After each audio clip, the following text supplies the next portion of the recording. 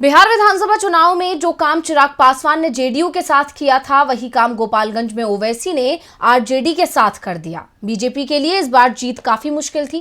BJP विरोधी वोटों के बंट जाने के कारण बीजेपी का ये किला ध्वस्त होते होते बच गया। बेहद करीबी मुकाबले में आरजेडी की गोपालगंज में हार हो गई। 2005 से अब तक ये सीट बीजेपी की रही और इस बार के उपचुनाव में भी बीजेपी ने सीट पर कब्जा बरकरार रखा। तो कैसे हारते हारते जीत गई बीजेपी, देखते हैं ये रिपोर्ट।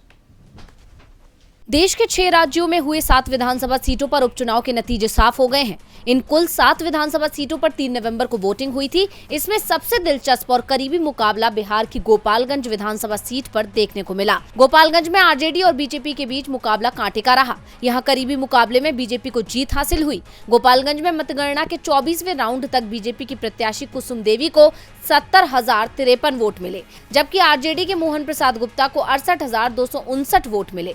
इस तरह बीजेपी की कुसुम देवी 2,183 वोट से जीत गई हैं।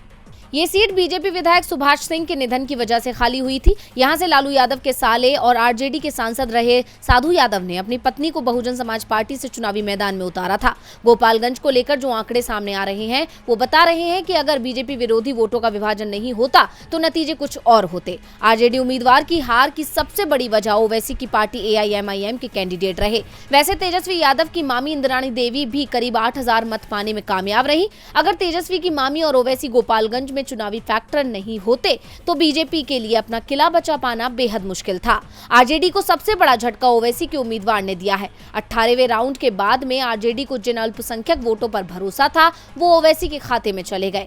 आरजेडी ने इन इलाकों में बीजेपी को पीछे तो किया, लेकिन निर्णायक बढ़त नहीं बना पाई। यहाँ AIMIM के उम्मीदवार अब्दुल सलाम को 11,000 से ज्यादा वोट मिले हैं। इसका सीधा नुकसान आरजेडी को हुआ है। गोपालगंज सीट से बीएसपी के उम्मीदवार के रूप में तेजस्वी यादव की मामी इंद्राणी देवी को 8,000 वोट मिले हैं। साधु यादव की पत्नी इंद्राणी देवी ने आरजेडी के कैडर वोट में सेंधमारी की है। इस सेंधमारी को ही आरजेडी उम्मीदवार की हार की बड़ी वजह माना जा रहा है। बीजेपी ने अपने इस किले को किसी तरह तो बचा लिया है, हालांकि हार जीत का अंतर बेहद कम रहा है। DV लाइव की रिपोर्ट।